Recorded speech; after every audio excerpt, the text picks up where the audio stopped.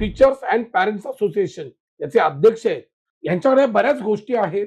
टीचर्सच्या काही व्यथा आहेत, काही पॅरेंट्सच्या व्यथा आहेत. या संदर्भात आपण विस्तृत चर्चा करणार आहोत. पण तुम्हाला काही त्रास झाला म्हणून तुम्ही एक असोसिएशन काढलीत. तुमच्या मनात कुठल्या गोष्टींची चीड आहे म्हणून तुम्ही असोसिएशन काढले, नेमकं काय? ती व्यवस्था कुठेतरी करप्शनच्या आणि इतकी लूटमारीच्या मार्गावर चालली आहे, की प्रत्येक पालक इथे त्रस्त आहे. त्या आम्ही न्यायासाठी आणि हक्कासाठी शासनाबरोबर, शाळेबरोबर झगडत असतो. मुळात कसं आहे, की पालकांना त्यांचे अधिकार काय आहेत, ते मुळात माहितीच नाहीये. ते गुमास्ता काढून कोणी प्री प्रायमरीच्या हे करत होतं. त्यामुळे शाळा काय करायच्या, आपली जागा भाड्याने द्यायचे आणि तिथे ते चालू करायचे. म्हणजे प्रायव्हेट लोकांना. Private okay. लोकांना. एज्युकेशन हे मुळात त्याच्या त्याच्या मातृभाषेमध्येच मिळालं पाहिजे. ती शाळा अधिकृत आहे की अनधिकृत आहे, त्यासाठी एक हेल्पलाईन नंबर शासनाने जारी करावा. बाळाचा जन्म झाला, की त्या पालकांना अतिशय आनंद होतो. पण त्याच्यानंतर साधारण 6 महिन्याने त्यांना त्याच बाळाच्या ॲडमिशन म्हणजे शाळेच्या ॲडमिशन बद्दलची एक चिंता असते. आणि ही चिंता त्यांना भेडसावली आहे अशासाठी, की पूर्वी त्या रिजनल लँग्वेजमध्ये मुलं शिकत होती. पण आता एकमेव शाळा अशी झाली, की इंग्लिश मीडियमची शाळा आणि या इंग्लिश मीडियमच्या शाळेमध्ये एस-एस-सी बोर्ड आहे, आय-सी-एस-ई बोर्ड आहे, सी-बी-एस-ई बोर्ड आहे. अशी वेगवेगळी स्ट्रीम्सच्या ह्या शाळा सुरुवात झाल्यात. परंतु पॅरेंट्स आणि टीचर्स ह्या दोघांमधले काही दुवा म्हणजे ज्या पद्धतीने आपण बिल्डिंग्स मध्ये आपल्या सोसायट्या असतात, त्याच पद्धतीने आता ही एक फार महत्वाची गोष्ट झाली आहे, की टीचर्स आणि पॅरेंट्स यांची एक असोसिएशन असली पाहिजे आणि या वेगवेगळ्या शाळांमध्ये आहे. आणि मी आज या मराठी मेंदू या आमच्या पॉडकास्टच्या माध्यमातून मी रोहित दंडवते, जे global teachers and parents association याचे अध्यक्ष आहेत. ह्यांनी यांच्याकडे बऱ्याच गोष्टी आहेत. टीचर्सच्या काही व्यथा आहेत, काही पॅरेंट्सच्या व्यथा आहेत आणि अशा बऱ्याच गोष्टींमध्ये सरकारची उदासीनता किंवा सरकारने घेतलेले काही चांगले धाडसी निर्णय, पण ते किती इम्प्लिमेंट होतात की नाही होत आहेत, या संदर्भात आपण विस्तृत चर्चा करणार आहोत. मी रोहित दंडवते यांचं स्वागत करतो मराठी मेंदू या पॉडकास्ट खाली. रोहितजी नमस्कार. नमस्कार. प्रथमतः आपण इथे आमंत्रित केलं त्याबद्दल शतशः आभारी आहे आणि नक्कीच तुम्ही एक समाजाला चांगल्या पद्धतीचा अवेअरनेस करण्याचा हा कार्यक्रम घेतलाय. त्याबद्दल तुमचे आभारी आहेत. मला एक सांगा रोहितजी, ज्यावेळी ही असोसिएशन म्हणजे तुम्ही एक स्वतः पालकच असणार. पण तुम्हाला काही त्रास झाला म्हणून तुम्ही एक असोसिएशन काढलीत. तुमच्या मनात कुठल्या गोष्टींची चीड आहे म्हणून तुम्ही असोसिएशन काढले, नेमकं काय? नाही मुळात ही जी व्यवस्था आहे, ती व्यवस्था कुठेतरी करप्शनच्या आणि इतकी लूटमारीच्या मार्गावर चालली आहे, की प्रत्येक पालक इथे त्रस्त आहे. मुळात मुंबईसारख्या शहरात किंवा अनेक मेट्रोपॉलिटन सिटीमध्ये आई-वडील दोघेही कामाला जातात. विद्यार्थ्यांचं संगोपन कसं करायचं? प्रथम तर हे बालवाडीपासून चालू होतं. डे केअरला पाठवा, तिथे डे केअरमध्ये लूट. कसं? पण ह्या सगळ्या इतक्या पैसे देऊन सुद्धा पण पालकांना नेहमी भीती असेल, की विद्यार्थी आपला सुरक्षित आहे की नाही? त्यासाठी म्हणून ही संघटना 2020 मध्ये स्थापन झाली. त्याच्यानंतर अनेक अ, प्रश्न आहेत ते मार्गी लावले. उदाहरणार्थ आता बदलापूरमध्ये जी घटना झाली, लैंगिक अत्याचार झाला त्या लहान मुलीवरती. त्यावेळेला अ, 3 ते 5 वयोगटातील प्री प्रायमरी स्कूलला वगैरे असं काही गव्हर्नमेंटचं नॉर्म्सच नव्हतं. ते कुठल्या अखत्यारीत येतच नव्हते. आपण त्यावेळी सरकारला विनंती केल्यानंतर ते आता गव्हर्नमेंटच्या अखत्यारीत येत आहे. त्याला परमिशन घेणं, नाहीतर कोणीही पहिलं गुमास्ता काढायचं आणि आपलं प्री प्रायमरी नाक्या-नाक्यावर चालू होते. पण मला एक सांगा, आता ही जी ग्लोबल पॅरेंट्स अँड टीचर जी असोसिएशन आहे, ही फक्त मुंबईतल्या शाळा आहेत, ठाण्याच्या हे नेमकं कुठल्या आहेत? म्हणजे सगळं एम-एम-आर रिजन मधल्या शाळा आहेत तुमच्याकडे? नाही, या संपूर्ण महाराष्ट्रभर आमची संस्था काम करत आहे. गुड.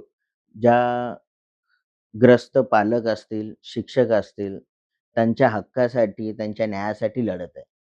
पण याच्यामध्ये तुम्हाला असं वाटतं जसं आता ही 6 वर्ष झाली, साधारण 6 वर्ष झाली, जी तुम्ही असोसिएशन उघडली, ही रोज भांडणं वाढतायत की भांडणं कमी होत आहेत ही असोसिएशन? नाही. या असोसिएशनमुळे कसं आहे माहिती आहे काय?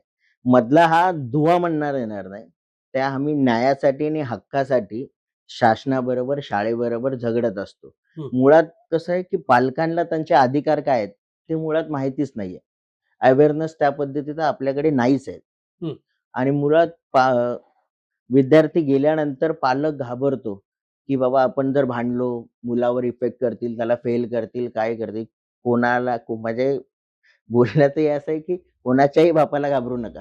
पण मग ज्या पालकांचे नेमके हक्क काय? ज्या गोष्टी आहेत, त्या ठामपणे विचारा. मुळात कसं त्या क्लीनिंग आहे की नाही, हं, सुरक्षा रक्षक आहेत की नाहीत. हं, त्याच्यानंतर तुमचं पॉक्सकोची पालकांची कमिटी आहे की नाही, हं, ई-पी-टी-ए मेंबर्स आहेत की नाही. हं. ज्या तुम्ही जर फी वाढलेली असेल, तर तुम्ही शाळेला विचारू शकता. पण मग तुमच्या असोसिएशनच्या माध्यमातून अशी काही पत्रिका वगैरे तुम्ही तयार केली आहे का? की जेणेकरून अवेअरनेस हा प्रोग्राम किंवा अवेअरनेस एखादी काही ब्रोशर वगैरे, की ज्यावेळी पालक ज्यावेळी ॲडमिशन्स घेतात मुलांचं, तर त्यावेळी तुम्ही असं त्यांच्याबरोबर काही कोऑर्डिनेशन करता का? हो, कोऑर्डिनेशन करू. आमचे जे पालक जुळलेले आहेत, हं. त्यांच्याशी पूर्णपणे आणि आमचे पालक आमच्यापेक्षा जास्त आता म्हणजे भांडतात म्हणजे त्यांच्या हक्कासाठी लढत आहेत. हं. आता पूर्वी जसं जर मी म्हटलं मी आमच्या वेळी आणि तुमच्या वेळी असं मी काही बोलणार नाही. पण पूर्वी आपण जर जसं म्हटलं, की ते पालकांच्या ज्यावेळी शाळेतील शिक्षक हे पालकांना हात उचलत पण होते. म्हणजे त्यावेळी ती विद्या येतच नव्हती, असा आमचा समज आहे आणि तो समज खरा ठरलाय काही अंशी. आता हल्ली असं होतंय, की म्हणजे मुलाला जर समजा त्या शिक्षकाने मारलंच, समजा एखादी काही थोडीशी छोटी-मोठी इजा झाली, तर वगैरे तर त्यावेळी ते काही कायदे कानून जे दाखवले जातात, तर हे कितपत योग्य की अयोग्य तुमच्या मते? नाही, मुळात कसं आहे त्या वेळेचं सिच्युएशन आहे. कसं आहे, त्यावेळी पहिली म्हण होती, "छडी लागे छमछम विद्या ये घमघम." बरोबर. त्या छडीचा आम्ही मार खाल्लाय. पण त्या चांगल्यासाठी आता वाटतं ते ते मारलं नसतं तर आम्ही कुठेतरी इतकंपर्यंत शिकलो नसतो. हं, पण आता काय होतंय, की आता प्रत्येक पालकांना केअरनेस आहे, सगळं काय आहे आणि ह्या सगळ्या प्रायव्हेटायझेशन झाल्यामुळे, त्यामुळे त्यावेळेला कशाला ते सरकारी नोकरच होते. त्यामुळे ते सरकारी शाळांमध्ये वगैरे आपण शिकलोय तर वगैरे त्यांना पण हे होतं, की कितपत मारायचं, काय, काय नाही. आता कुठल्याही पद्धतीने, कसल्याही पद्धतीने मारतायत, काही हे करतायत आणि मुळात कसं आहे, की पालकांचं म्हणणं आहे, की आम्ही जर एवढ्या फीस देतोय, तर ते आमच्या मुलांना फुलासारखं जपलं पाहिजे. अच्छा, अच्छा. बरं मला एक सांगा आता हा झाला विषय एक थोडक्यात पालकांचे हक्क आपण जर समजा म्हटलं. मग शिक्षकांचे नेमके काय हक्क असतात? बघा शिक्षक मुळात कसं आहे माहिती आहे काय, ही शाळा आहे, ही एक आपण बस पकडूया. हं, संस्था चालक हे फक्त चालवतायत.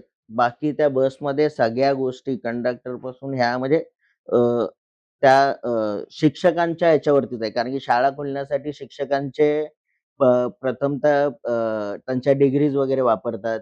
त्याच्यावरती शाळा मान्यता वगैरे घेतात. सगळं तर शाळेनं मुळात कसं शिक्षकांनी आपले हक्क समजून घेतले पाहिजेत. आता ह्या ज्या प्रायव्हेट शाळा आहेत, त्यांना 7वं वेतन वगैरे सगळ्या ज्या गव्हर्नमेंटच्या आहेत, नॉर्म्स आहेत, त्या सगळ्या लागू आहेत. हं. तरी पण सुद्धा बिचारे आमचे शिक्षक 15,000, 16,000, 20,000, 25,000 घेऊन पिळवणूक होते त्या लोकांची. अ, त्यांना जे ताशी जी कामं आहेत, त्या पद्धतीने वेतनही भेटत नाहीये. पण मला एक सांगा जसं आता ही पॅरेंट्स एंड टीचर्स असोसिएशन पालक ज्यावेळी तो त्याच्या कंप्लेंट्स घेऊन येतोय, शिक्षक म्हणतो की मी बरोबर आहे, पालक म्हणतो मी बरोबर आहे. त्यावेळी तुमची दमछाक होत नाही? या गोष्टी तर होते. हं, मुळात कसं आहे त्यासाठी शिक्षण विभाग वगैरे आहे. हं, त्यासाठी जे काही ज्या हिअरिंग्ज वगैरे होत आहेत, हं. त्याच्यामध्ये काय कोणाची सत्य बाजू आहे, काय हे नाही. बघा आपण मुळात चुकीच्या कधी-कधी काही असतात, चुकीचे पालकही असतात, की ज्यांना फीस द्यायची नसते, पण फुकटच्या फुकट आपला राडा करून एक शाळेचं नाव बदनाम किंवा काय हे करायचं असतं. हं. त्यांच्याशी आम्ही सावधच असतो. ते मुळात त्यांना भेटल्यानंतर कळतंच. पण कधी-कधी असं होतं, की खऱ्या अर्थाने त्या मुलाकडे फी नसते, म्हणजे त्याच्या पालकांकडे फी नसते आणि मी असं ऐकलंय कारण किंवा आम्ही ऐकलं या सोशल मीडियाच्या माध्यमातून किंवा प्रिंट मीडिया किंवा इलेक्ट्रॉनिक मीडियामधून, की त्या मुलाला फी भरायला पैसे नव्हते म्हणून त्याला एक्झामला बसायला दिलं नाही. बरोबर हे आहे. योग्य म्हणजे हे खरं आहे का? की ह्या नाही, पद्धतीने असे नाही, नाही. प्रकार खरं घडतायत आहे. का? या प्रकारच्या अनेक अशा घटना घडलेल्या आहेत. आमच्याकडे पण 3-4 केसेस आहेत. ते आम्ही लढतोय त्या पद्धतीने. पण मग याचा वकील वगैरे सगळं तुम्ही सगळ्या गोष्टी करता? सगळ्या गोष्टी आम्हीच ओके. करतोय. पण याने तुमचं असं मत आहे, की ती जर फी नसेल, तर त्याला ती तुमचं भांडण असेल, की त्याने ती पहिल्यांदा एक्झाम ती द्यावी. बरोबर आहे. तर बघा कसं आहे आर्टिकल 20 आणि 21 मध्ये शिक्षणाचा आणि त्याच्या मूलभूत गरजांचा अधिकार आहे शिक्षण घेण्याचा अधिकार आहे. त्यापासून कोणीच वंचित ठेवू नका. ते कायद्याने अधिकार दिलेला आहे. बरं. तर मुळात कसं आहे, की शाळा रोखू नाही शकत हं, कोणासाठी.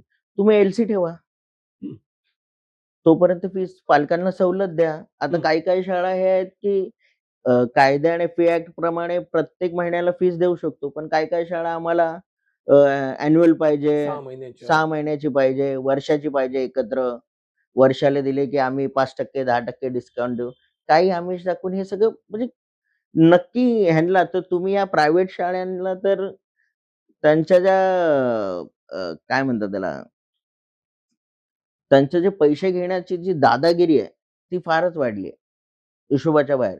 आणि मुळात कसं पालकांचा हक्क आहे, की त्यांना सांगायला पाहिजे, की आमच्याकडे एवढे पैसे आहेत, काय आहेत, आम्ही फीज का वाढवतोय, का घेतलेली आहे. हं. त्या गोष्टीचा पण पालक विचारत नाहीयेत आणि हे काय नाही आणि त्यांना त्यांच्या वेबसाईटवरती टाकणं हे बंधनकारक आहे. मला एकंदरीत एक गोष्ट मला नमूद करावीशी वाटते, की प्रायव्हेटायझेशन म्हणजे खाजगी शाळामध्ये शाळा असू दे, महाविद्यालय असू दे किंवा हॉस्पिटल्स असू दे. हा एक आता धंदा झालाय असं म्हणूया. बरोबर आहे. बरोबर आहे. धंदा याच्यामध्ये 3 झालेला प्रकार आहे. आहेत. प्री प्रायमरी स्कूल हा एक सगळ्यात महत्त्वाचा भाग आहे. कारण लोकांना काय वाटतंय, की मी त्या प्रायमरी स्कूलमध्ये टाकलं, समजा त्या शाळेशी निगडीत, त्या शाळेलाच कनेक्टेड जर समजा प्री प्रायमरी स्कूल असेल, तर ते मला शेवटपर्यंत ॲडमिशन 10वी पर्यंत माझं राहील. म्हणजे मी तिकडे स्टेबल राहील. पण ते काहीतरी त्या ज्या शाळा अशा आम्ही ऐकल्या आहेत, की प्री प्रायमरी स्कूल नंतर सांगतात, की आता पहिलीपासून तुम्हाला ॲडमिशन मिळणार नाही. तुम्हाला परत फॉर्म भरावा परत लागेल. फॉर्म भरावा तर लागेल. हे काय जरा नेमकं गणित? नाही कसं आहे माहिती आहे का, या शिक्षण व्यवस्थेच्या 4 स्टेप आहे. हं, प्री प्रायमरी ते अ, तुमचं सीनियरपर्यंत. हं. ते पहिलं गव्हर्नमेंटच्या अखत्यारीत नव्हतं. ते गुमास्ता काढून कोणी प्री प्रायमरीच्या हे करत होतं. त्यामुळे शाळा काय करायच्या आपली जागा भाड्याने द्यायचे आणि तिथे ते चालू करायचे. म्हणजे प्रायव्हेट लोकांना. प्रायव्हेट ओके, लोकांना. ओके. अच्छा, अच्छा. प्रायव्हेट लोकांना भाड्याने देऊन मग ते चालू करायचे प्री प्रायमरी. शाळेत जर जाब विचारला काय ते बोलायचं आमचं नाही, पण ते त्यावेळी वेगळे असं लोकं काही टेंडर चालवतात. वगैरे की कोणी आला तुम्ही त्यांना द्या? कोणी म्हणजे प्रायव्हेट शाळेंचं सांगतोय. Okay, okay. गव्हर्नमेंटच्या शाळेंचं नाही सांगत. बरं. बाकी तर आपल्या गव्हर्नमेंटच्या बालवाडी वगैरे. मला तर हे वाटतंय, की तुम्ही बघा पहिली गोष्ट तर कसं आहे, बालवाडीमध्ये वगैरे पण जे शिक्षण देतात, ज्या शासनाच्या आहेत, हं. तेच शिक्षण. उलटं त्याच्यामध्ये तर चांगलं पोषण आहार मिळतंय, चिक्की मिळते वगैरे सगळ्या सगळ्या गोष्टी आहेत, चांगल्या गोष्टी. इथे तुम्हाला घरचाच डब्बा घेऊन जायचा आहे हं. आणि फक्त 1 तासासाठी असतं, प्ले ग्रुप आहे तुमचं, नर्सरी वगैरे. तर काही जास्त काही शिकवत नाहीत वगैरे. तर मला हे असं वाटतं, जर तुमचे पैसे वाचवायचे असतील वगैरे तर काय गव्हर्नमेंटच्या बालवाडीमध्ये आणि पहिलीपासून चांगल्या शाळेमध्ये टाका. पण ही जी प्रायमरी स्कूल आहे, तुम्ही म्हणता की ती शाळा त्यांना ती जबाबदारी देते किंवा ती तिकडे त्यांना बसायला जागा देते. जागा देते. मग ती व्हॅलिड की इनव्हॅलिड? म्हणजे ते जे शिक्षण जे घेत आहेत, त्याची जबाबदारी शाळा घेत नाहीये. नाही घेत आहे.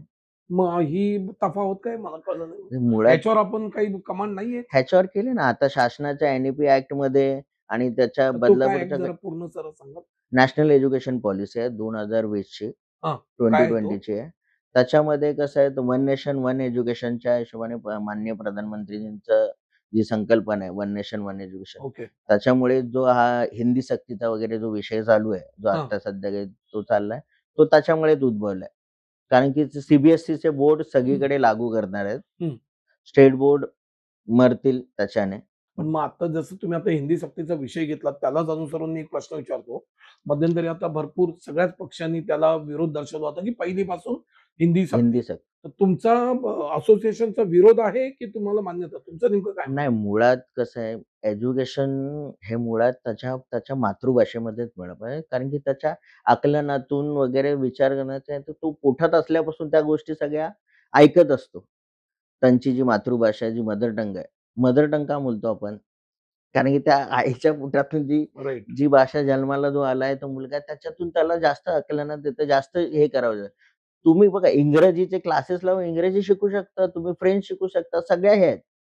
पण मुळात कसं मराठी भाषा जर हे करायचं असेल तर शिक्षण हे आणि शिक्षण जास्त समजण्यासाठी पण त्या पण मग मातृभाषेमधूनच शिकणं गरजेचं आहे. याच्यामध्ये टीचर्स च्या बद्दलचं टीचर म्हणजे तुम्ही आता दोघांचे मधले दुवा म्हणून मी तुम्हाला विचारतोय. पालकांचं एक मत आता तुम्ही एक पालक म्हणून तुमचं मत मांडताय. पण ह्याच्याबद्दल शिक्षक तर शिक्षकांचं मत काय? की हे तर शिक्षकांचं पण मत हेच आहे. तर ह्याच्या आधी आता ह्या सी-बी-एस-सीचा नॉर्म्स काय आहे, की तुमची 10वी पर्यंत इंग्रजी माध्यमातून शिकलेले शिक्षक हवेत. हं, त्याच्यानंतर आता आपल्या महाराष्ट्रातल्या ज्या आधीचे आहेत, ते हं, सगळे इंग्रजी माध्यम ते झेडपीच्या शाळेतून किंवा आपल्या शासनाच्या कोणत्याही शाळेतून शिकलेले आहेत. हं. मुळात शिक्षक सगळे हेच आहेत, जास्त करून. बरं. आता एक सगळ्यात तर महत्वाचं पुढे जसं धोका पण आहे त्या मराठी माध्यमातल्या शिकून आलेल्या शिक्षकांना, हं. की पुढे त्यांना काम मिळेल की नाही. Okay, okay. कारण की शाळेला काय ॲक्ट पुढे काढायचा आहे. बरोबर, त्याच्या बरोबर. ह्याच्यानुसार. तिथून पुढे म्हणजे ती भीतीदायक गोष्ट पण आहे, की नोकरी जाण्याच्या अनेकांच्या. बरं आता प्री प्रायमरी आपण आपण जो विषय घेतला आपण तो त्या विषयावर तुम्ही चांगलाच मुद्दा तो मांडला. इयत्ता पहिलीमध्ये प्रवेश आपण घेतो. जो पालक आहे ना, तो तेवढा त्याला अवेअरनेस नसतो किंवा त्याला कोणतरी शेजारचा सांगतो, की ह्या शाळेत ॲडमिशन घे. ती शाळा अधिकृत की अनधिकृत हे कसं ओळखायचं? मुळात कसं आहे शासनाला आता वेळोवेळी आम्ही पत्रव्यवहार करून पण, की बाबा एखादं एक हेल्पलाईन नंबर जसं 100 नंबर केला की पोलिस स्टेशन, ओके.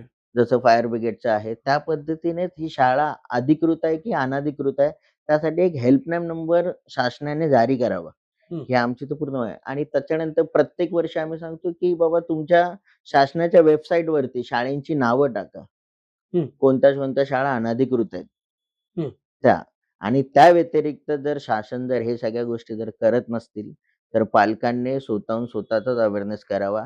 तिथे जाऊन ठामपणे तुमच्याकडे शाळेला विचारावं, की शासन मान्यता आहे की नाही? नमुना 2 आहे की नाही? शासनाच्या ज्या मान्यतेच्या प्रत आहेत, त्या सगळ्या मागाव्या. तो पण तुमचा मग अधिकार आहे. याच्यामध्ये शिक्षण मंत्री उदासीन आहेत? मला वाटतं शासन जर एवढा जर सगळा मोठा पॉइंट आहे, की ती अधिकृत की अनधिकृत. समजा 3री-4थी झाल्यानंतर समजा मला कळलं, की अनधिकृत शाळा आहे, तर मी काय त्याला परत पहिलीपासून टाकू? नेमकं काय शासनाच्या बद्दल असा काही प्रॉब्लेम साहेब, आता तुम्हाला तर म्हणजे मी नाव नाही घेऊ इच्छितो. सन्माननीय मंत्री होते.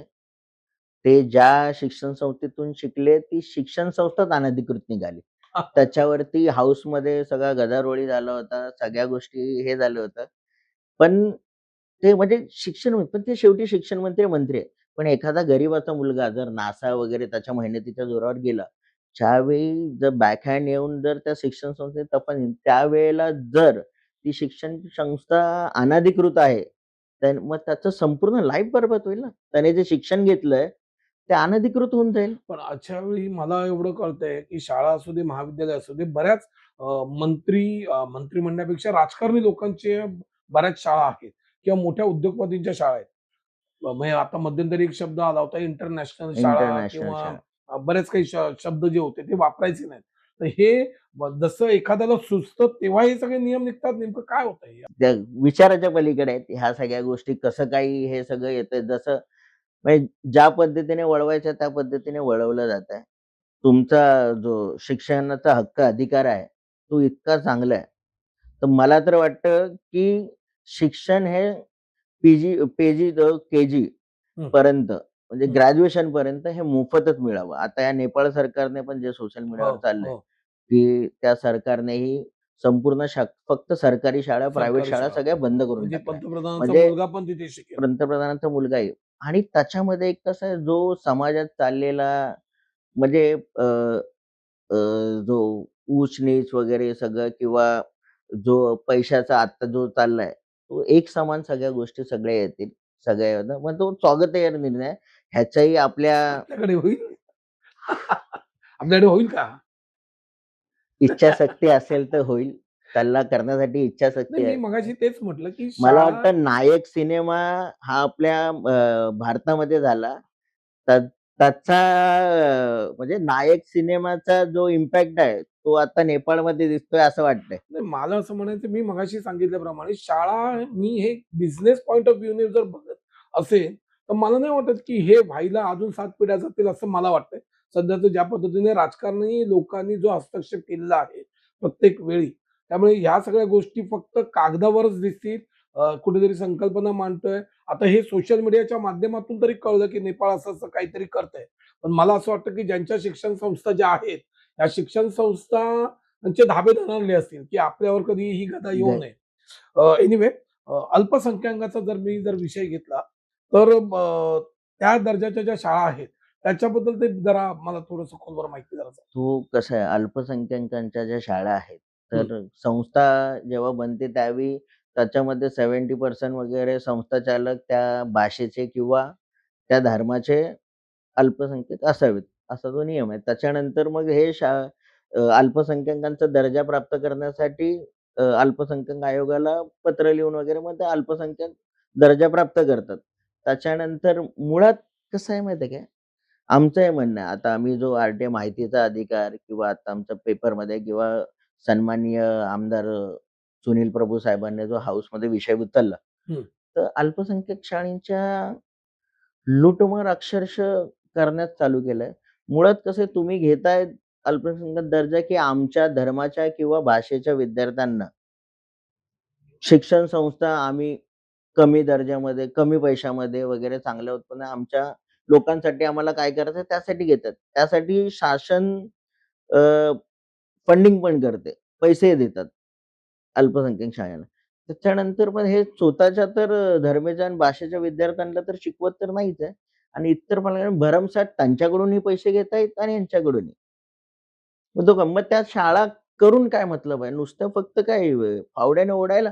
ओके. बरोबर आहे, बरोबर आहे. पण सगळ्यात महत्त्वाचा मुद्दा मगाचपासून आपण एक शाळेच्या संदर्भातली चर्चा झाली. शेवटी मला त्या शाळेत ॲडमिशन घ्यायचंय. म्हणजे फी आली म्हणजे पैसा आला. पैसा. तर तो फी ॲक्ट नेमका आपला जो आहे, हा पालकांना माहिती तरी आहे का तो फी ॲक्ट काहीतरी आहे असं? म्हणजे आम्ही वाचन करतो, तुम्ही वाचन करता म्हणून आपण म्हणतोय. पण शिक्षण मंत्री किंवा शासन या पद्धतीने कुठेतरी अवेअरनेस प्रोग्राम की बाबा फी एवढी-एवढी असते किंवा त्या असतात. ह्याच्याबद्दलचं जरा थोडी माहिती. बघा कसं आहे फी ॲक्टमध्ये आहे, की प्रत्येक वर्षाला 7.5% आणि 2 वर्षाला 15% फी शाळा वाढवू शकते.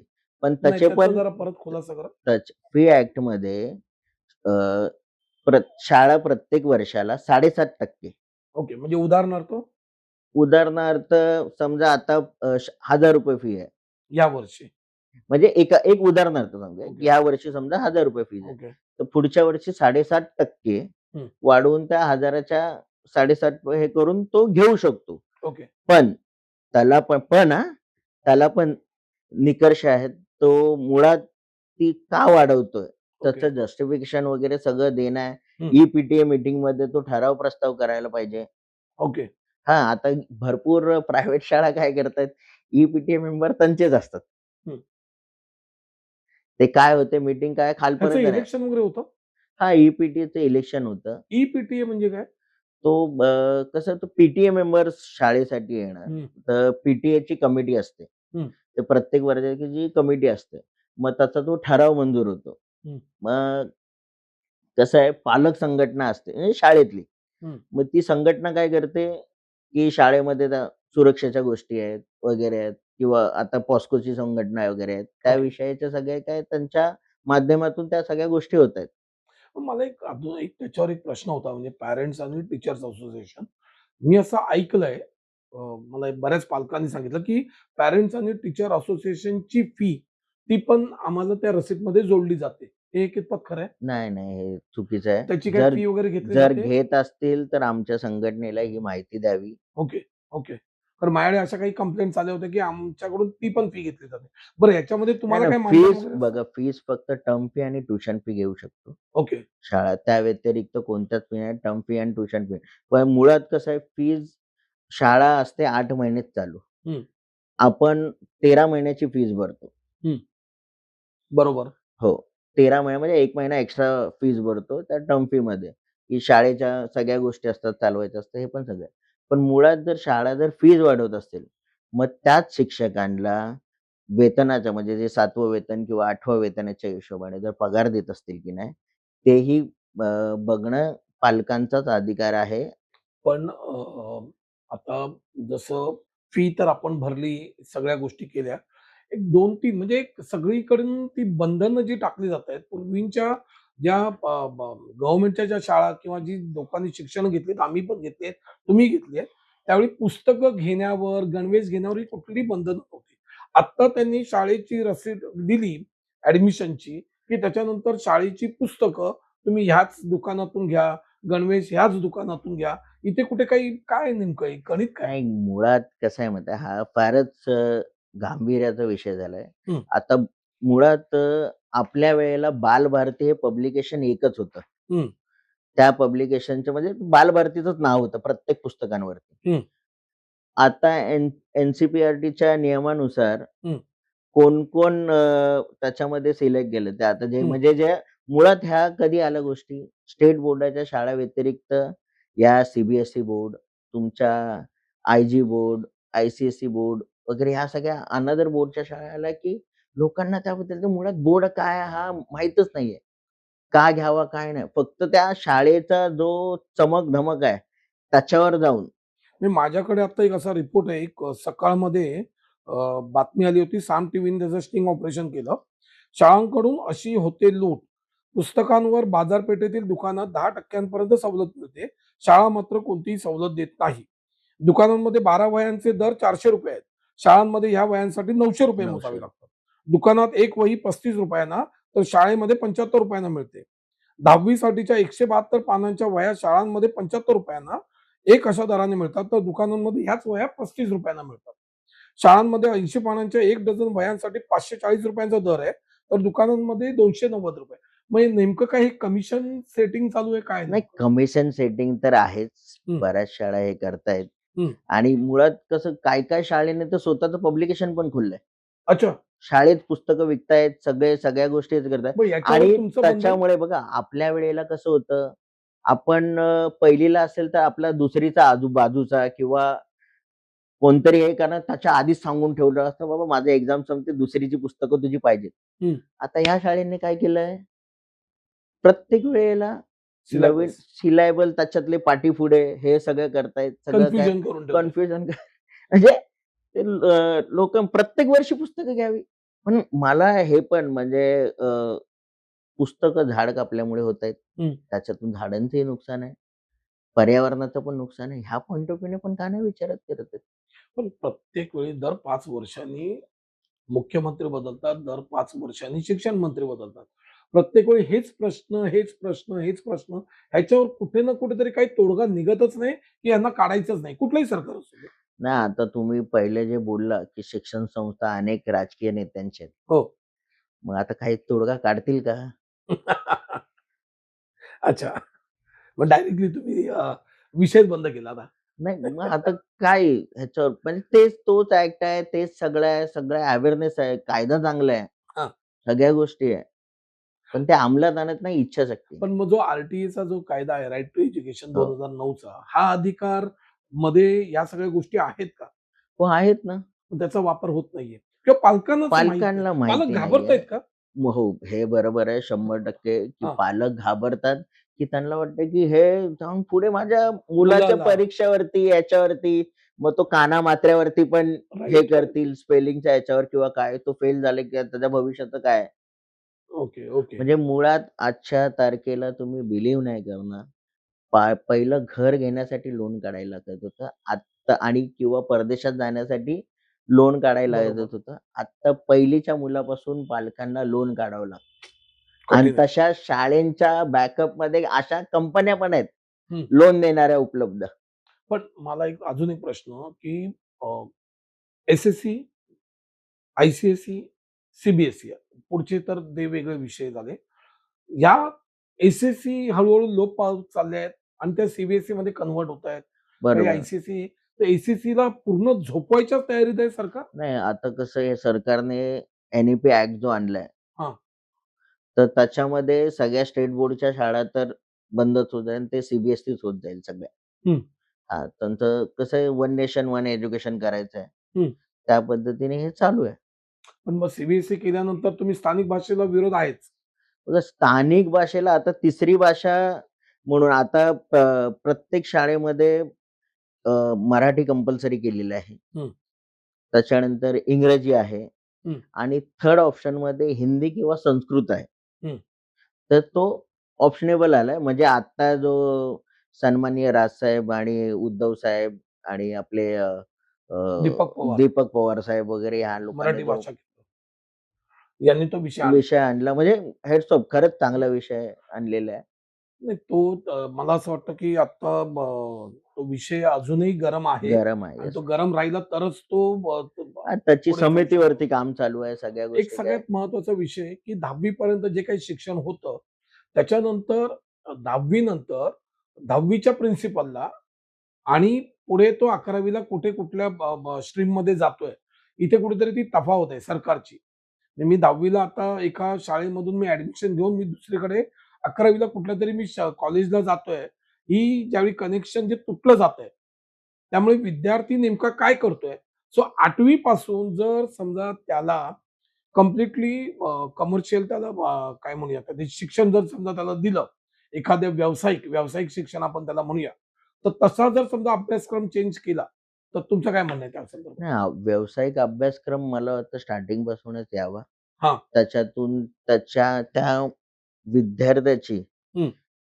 प्रोत्साहित करता येईल. त्याला कोणत्या स्ट्रीममध्ये जायचं आहे, तो त्याचा अभिव्यक्त अधिकार आहे. तो त्याच्या अधिकाराने तो तिथे व्यवस्थित सगळ्यापणे आधीपासूनच म्हणजे जसं जपानला वगैरे आहे सगळ्या गोष्टी म्हणजे प्लंबिंगपासून सगळ्या गोष्टी त्यांना आधीपासून शिकवतच जातात. हं. त्या कशा गोष्टी सगळ्या कराव्यात, काय नाही. त्याने ते अवेअरनेस पण वाढतं सगळं. हं. पण या संदर्भामध्ये जसं आता तुमची एक असोसिएशन एक काम करते. ह्याबरोबर तुमचे सगळे सर्वपक्षीय नेते आणि सरकार यांनी मिळून जर समजा हा विषय जर एक चांगल्या पद्धतीने कारण कसे पालक आणि अ, ब ब जे शिक्षक आणि विद्यार्थी यांच्यामधला तुम्ही एक मोठा दुवा आहात. ह्या ग्राउंड लेव्हलचा रिपोर्ट देऊन तुम्ही वरती किती वेळा ह्यांच्यापुढे मांडल्यात या व्यथा? हो, व्यथा भरपूर सगळ्या मांडलेल्या आहेत त्याच्या वेळेला. तर मुळात 7वं वेतन लागू नव्हतं त्यावेळी मुख्यमंत्र्यांना पत्रव्यवहार करून ते लागू करून घेतलं. अरे वाह! त्याच्यानंतर हे जे प्री प्रायमरी स्कूल वगैरे ह्या आपला जो आर-टीचा जो ॲक्ट आहे त्याच्यामध्ये यावा. त्याच्यावरती काम चालू आहे. त्याच्यावरती पत्रव्यवहार करून आपलं यशच आहे सगळ्या गोष्टी. आणि मुळात महानगरपालिकेचं बघा मला मुळात हेच म्हणायचं आहे, की जर अनधिकृत शाळा बंद झाल्या, हं. तर ती शाळेतली मुलं समायोजन महानगरपालिकेच्या शाळेत करावी ना. त्या अच्छा. महानगरपालिकेच्या शाळा ज्या बंद होत चालल्यात, ते का बंद होत आहेत, की विद्यार्थी भेटत नाहीत.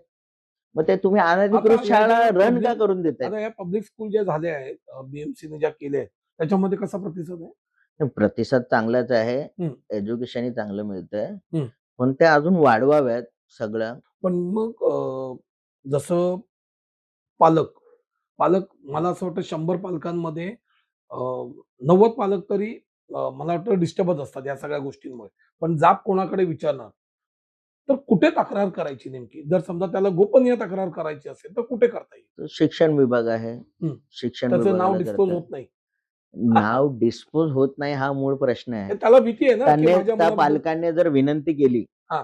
की घेऊन नाव हे करू नये. पण शेवटी कसं पुढे यावंच लागणार हं. किंवा आमच्यासारख्या संघटना आहेत, त्या संघटनेला पत्र द्या. आम्ही तुमच्या पण वतीने तुमच्या ज्या संघटना भांडू. ज्या आहेत, तुमची पण मुलं आहेत शाळेत. हो, आहेत. तुम्हाला भीती नाहीये? तर भीती कसली? अशी जी इतर पालकांना भीती आहे? नाही. बघा मुळात प्रश्न आहे, की पालकांनी कुठेही घाबरून जाऊ नये. अच्छा. बरं आता मला एक सगळ्यात महत्त्वाचं जसं आता आपण मगाशी मराठी भाषेचा विषय घेतला. मराठी शाळा कशा वाचते? मराठी शाळेसाठी तर मराठी पहिलीच गोष्ट तर पालकांनी स्वतःच्या मनाशी ठरवलं पाहिजे, की आपण मराठी शाळेमध्ये टाकावं. आणि हा जो ॲक्ट आहे, हं. त्याच्यामध्ये अ, न म्हणजे ॲक्ट न लागू करता जो आपला आर-टी कलम 2009 चा जो कायदा आहे, तोच लागू फक्त ठेवणं. पण स्टेटने आपापले बोर्ड जिवंत ठेवावेत. ते चालेल. त्याच वेळी स्थानिक भाषेत ती शाळा टिकेल. आता मध्यंतरी तुम्ही पूरग्रस्त भागातील अतिवृष्टी झाली होती बऱ्याच ठिकाणी बरोबर. आणि मी तुमचं ते आर्टिकल वाचलं होतं. आर्टिकल म्हणजे तुमची एक बातमी आली होती, की त्यावेळी तुम्ही ती काहीतरी फी माफ वगैरे फी करून माफ घेतली होती. होणं. हे काय नेमकं त्याच्यात तुम्ही सक्सेस झाले? हो, सक्सेस झालं ना. म्हणजे काय नेमकं? तर सरकारने तर मान्यता दिलेली आहे फी माफी संदर्भातली. त्यावेळी जेव्हा बोर्डचे वगैरे एक्झाम होते, हं. त्यावेळी त्यांचं संपूर्ण अतिवृष्टी झाल्यामुळे विदर्भ वगैरे या भागातील अ, विद्यार्थ्यांचं ते नुकसान झालेलं होतं संपूर्णपणे. हं. मी मगाशी जसं म्हटल्याप्रमाणे मराठी शाळा कशा वाचतील किंवा मराठी शाळांबद्दल एक आर्टिकल चांगलं आलं आहे 4 एप्रिलचं. विद्यार्थी गुणवत्ता वाढीच्या योजना, आर्थिक दुर्बल घटकातील विद्यार्थ्यांसाठी राष्ट्रीय शिष्यवृत्ती योजना, अल्पसंख्याक प्री मॅट्रिक शिष्यवृत्ती योजना, सावित्रीबाई फुले दत्तक पालक योजना, सुवर्ण महोत्सवी आदिवासी शिष्यवृत्ती योजना, पूर्व व उच्च प्राथमिक शिष्यवृत्ती योजना, मुला-मुलींसाठी शासकीय वसतिगृह योजना, शासकीय विद्यानिकेतन योजना, दिव्यांग विद्यार्थ्यांसाठी शिष्यवृत्ती योजना, राष्ट्रीय प्रज्ञाशोध परीक्षा योजना, राजश्री शाहू महाराज गुणवत्ता शिष्यवृत्ती योजना, अनुसूचित विद्यार्थ्यांसाठी गुणवत्ता शिष्यवृत्ती योजना, सफाई कामगारांच्या मुलांसाठी योजना, 12वी पर्यंत मोफत शिक्षण, शालेय आरोग्य तपासणी योजना, हंगामी वसतिगृह योजना, राजीव गांधी अपघात सानुग्रह अनुदान योजना, राजमाता जिजाऊ मोफत सायकल वाटप योजना, ह्या अशा बऱ्याच योजना असून सुद्धा मराठी शाळांसाठी शासनाला मुलांनी ह्या शाळेत यावं म्हणून विनवणी, हाक मारावी लागते. हे चित्र बदलायला पॅरेंट्स असोसिएशन ही काय म्हणजे त्याला एक अवेअरनेस प्रोग्राम काही करू शकते का? करू शकता आणि ह्याच्या आधी केलेला आहे अवेअरनेस प्रोग्राम. मूळ मूळ मुद्दा एक असा आहे माहिती आहे का? शासन एखाद्या आमदाराने टॉयलेट बांधलं, तर त्याच्यावर भला मोठा पोस्टर आणि ह्या सगळ्या लावतो. ह्या ज्या स्कीम आहेत, ह्या सगळ्या ज्या अच्छा. योजना आहेत, त्या लोकांपर्यंत अवेअरनेस का नाही पोहोचवत आहेत? पोहोचवत आहेत. का ह्यांना द्यायचेच नाहीयेत का? बरोबर, बरोबर. आता जसं एक विषय आहे बाल हक्क आयोग. हो. तर या संदर्भात तुमचं काय मत आहे? बघा म्हणजे हसावं की रडावं? म्हणजे आता जे महिला आयोगासाठी जी रस्सीखेच चालू आहे, अध्यक्षपदासाठी, बाल हक्क आयोगाचा एप्रिल महिन्यात कार्यकाळ संपला. माननीय सन्माननीय सुशीबाई शहा अध्यक्ष होत्या. त्यांचा कार्यकाळ संपला 2025 एप्रिल महिन्यामध्ये. ओके. तर आत्तापर्यंत आता हा एप्रिल चालू आहे. म्हणजे हं. वर्ष झालं बाल हक्क आयोगाला अजून अध्यक्ष नाहीत. कमीत कमी अ, नाही म्हटलं तरी म्हणजे हजारोच्या आसपास तक्रारी पॉस्कोच्या वगैरे ह्या सगळ्या पेंडिंग आहेत ओके. अच्छा. आणि आमच्याही तक्रारी आहेत तिकडे. अच्छा. मग तिकडे अ, प्रत्येक वेळी जाब मागायला हे पण सगळं हे झालं. तिथे शासन तर अध्यक्ष असेल ना? नाहीये, सुनावणी घेऊ शकत. प्रशासन तर असेल ना? प्रशासनाला अधिकारच नाहीये. अध्यक्ष अच्छा. नाही तर. Okay, okay. मग अध्यक्ष का नाही देत आहे? मग हे हे म्हणजे म्हणजे हा बालक म्हणजे सॉफ्ट कॉर्नर आहे. म्हणजे तो मग तुम्ही कोर्टात याचिका नाही टाकली या संदर्भात? याचिका आमचे मित्र नितीन दळवीजी त्यांनी याचिका टाकलेली आहे. म्हणजे मागे पण जेव्हा याचिका टाकली तेव्हा पण सुशीबाईंच्या अध्यक्ष म्हणून दिले. म्हणजे हे प्रत्येक आहे म्हणजे हा बालक तुमचा वोटरच नाहीये, हं. म्हणून तुम्ही करायचं नाहीये का? ओके. आणि हा सेन्सिटिव्ह विषय आहे. हा सेन्सिटिव्ह विषय आहे. आता जे वाढते जे घटना घडतायत त्याचंही काहीच नाहीये. म्हणजे आता म्हणजे मला असं वाटतं, की हे लोकं मुळात वाट बघतायत. जसं महिला आयोगाचा जो विषय झालाय, त्याच पद्धतीने हे लोकं वाट बघतायत असं तुमचं मत आहे. नाही, नाही. माझं मत आहे त्या आयोगाला अध्यक्ष तरी द्या. इकडे रस्सीखेच चालेत. लिस्ट किती जणांची आहेत? ह्याला मिळेल, त्याला मिळेल. ॲक्चुअली मग हां. काय मग हे मुलं तुमचे वोटर्स नाहीयेत का? बरोबर. बरं अजून एक विषय माझ्याकडून राहिला. अ, शाळा म्हटलं, की शाळाचा गणवेश झाला, शाळेची पुस्तकं झाली. 2 विषय आहेत माझ्याकडे. शाळा त्या मुलांना प्रोजेक्ट देते, प्रोजेक्ट आणि ती सांगते, की घरून करून आणा म्हणून, की तुम्ही हा प्रोजेक्ट करा. त्यावेळी पालकांच्या अशा कंप्लेंट्स आहेत, की हा प्रोजेक्ट या मुलाची तेवढी कॅपॅसिटी नाहीये. बरोबर. हा आम्हाला रात्रभर बसून करून घ्यावा लागतो आणि उद्या सकाळी तो प्रेझेंट करतो. सो ही गोष्ट ती शाळेतल्या शाळेतच का करत नाहीये? एक्झॅक्ट तुमच्या मताशी मी 100% सहमत आहे. मुळात हे आपण शिकवायला पाठवतोय. ॲक्चुअली. नाही की घरातल्यांना शिकवण्यासाठी. बरोबर. मग त्यावेळी तर तुमचा रोल आमचा रोल हेच आहे, की हे शाळेनेच करावं. पण तुमचा त्या त्याच्यावर बर्डन नाही विद्यार्थ्याला पडत? तिकडे शिकावं. आता मुळात कसं होतं, मुलगा पण थकलेला असतो सगळं. बिचारे पालकच करत असतात. मुलगा झोपला कारण सकाळी लवकर हो, पण उठायचं असतं. शिक्षक तुमच्याबरोबर आहेत की? शिक्षक आहेत ना, पण हे सगळे पालकांनी तक्रार करून हे बघा आम्ही कसं आहे, आता आमच्याकडे शिक्षक पण आहेत, पालक पण आहेत आणि विद्यार्थ्यांचा आम्ही मधले दुवा आहेत. हं. जोपर्यंत तक्रारी येत पण नाहीत. मग ही शिक्षण मंत्र्यांना कंप्लेंट दिली तर? शिक्षक मंत्र्यांना तक्रार केली तर करू शकतो. मग त्याच्यावर मला असं वाटतं, की जरा फोकस तुम्ही केलात. हे एक सामान्य नागरिक म्हणून मी तुम्हाला विनंती करतो, येस. की पालकांच्या ऑलरेडी तो बिचारा पालक जे सर नवरा-बायको आहेत, ते कुठेतरी नोकरी धंद्यासाठी जातात आणि मग परत रात्रभर येऊन ते प्रोजेक्ट करत बसा आणि तो आयता बिचारा तो जो विद्यार्थी आहे, तो रात्रभर झोपलेला असतो बिचारा आणि तो सकाळी उठून डायरेक्टली रेडीमेड तो प्रोजेक्ट देतोय. त्या मुलाला तरी कळलं पाहिजे मुलांना नेमकं पण काय कळत होतंय. नाही. एक्झॅक्ट हे तुमचं म्हणणं बरोबर आहे. पण शासन मुळात कसं आमच्या तक्रारी गेली ना, तर तुमच्याकडे तक्रारी आल्यात का? अच्छा. मुळात हा प्रश्न करतात. आता तुमचा मगाचपासून जो आपला हे चाललाय, की फी ॲक्टचं पण. हां. फी ॲक्टसाठी पण तक्रार एकाची घेऊन गेलो तर नाही चालत. त्याला कमीत कमी 25% पाहिजे. 25% हो, बरोबर आहे. ओके. 25% त्या पालक त्या फी ॲक्ट म्हणजे पण त्या फीच्या विरोधात पण मग मी पाहिजे. म्हणतो अशा वेळी तुम्ही कोर्टाकडे दाद का नाही मागत? अनेक संघटना गेल्यात. मग आम्ही कोर्टाकडे दाद मागणं म्हणजे तो ॲक्टच तसा आहे. अच्छा. नाही पण हे इम्प्लिमेंट होत नाहीये. अशासाठी तुम्ही कोर्टाकडे तुम्ही जाऊन त्यांना की अशी नुसते प्रलंबितच राहतायत केसेस. केसेस प्रलंबितच आहेत सगळ्या. बरं सगळ्यात आता दुसरा एक आपले माझ्या अनेक केस लोकायुक्तमध्ये पण चालू आहेत. अरे वाह! ह्युमन राईट्सला पण चालू आहेत. चारी बाजूनी सगळीकडे तुम्ही हां, सगळे कुठे बघा आमचं एकच प्रामाणिक मत आहे. कुठून तरी त्या पालकांना आणि शिक्षकांना न्याय भेटावा म्हणून त्यांसाठी जेवढी धावपळ आता करता येईल तेवढी साधारण करणार. शाळा किती आहेत तुमच्याकडे? शाळा असं साधारण म्हणजे आमच्याकडे पालक कमीत कमी 2,000-2,500 च्या आसपास आहेत. हं. शिक्षक 100 पार केलेले आहेत. ओके. ओके. ठीक आहे. आता एक दुसरा एक महत्त्वाचा मी मगाशी म्हटलं गणवेश आणि त्या सगळ्या गोष्टी. एक शेवटचा प्रश्न आहे बसेस. शाळांच्या बसेस. या काही शाळांमध्ये मी बघितलं, की त्या शाळांच्या नावाने असतात बसेस आणि काही प्रायव्हेट. प्रायव्हेट याची जबाबदारी कोण घेणार? ती प्रायव्हेटची पण त्या शाळेची जबाबदारी आहे. नाहीये. घेणं गरजेचं आहे. कारण की त्या शाळेच्या नावाने चाललेले आहेत. हं. बरोबर आहे. पण त्याच्यावर त्या शाळेच्या बसेसवर म्हणजे त्या शाळेच्या प्रांगणात ती बस असते. पण त्याचं नाव वगैरे असं कुठे मेन्शन केलेलं नसतं, की बाबा मी ह्यांच्यासाठी ड्युटी करतोय.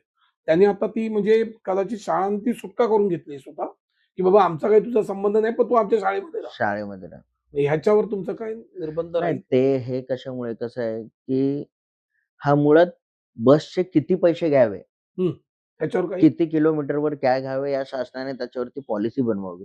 अजून बंदिली नाहीये. नाहीये अजून असं काही ह्याच्यावर तुमचं नाहीये. काम नाही बघूया आता चाललंय. मुळात कसं आहे माहिती आहे आमचं हे अ, ह्या ज्या तक्रारी आहेत, हं. आल्यानंतर हे सगळं मला वाटतं पालकांनी ह्याच्या गोष्टीसाठी पुढाकार घ्यावा.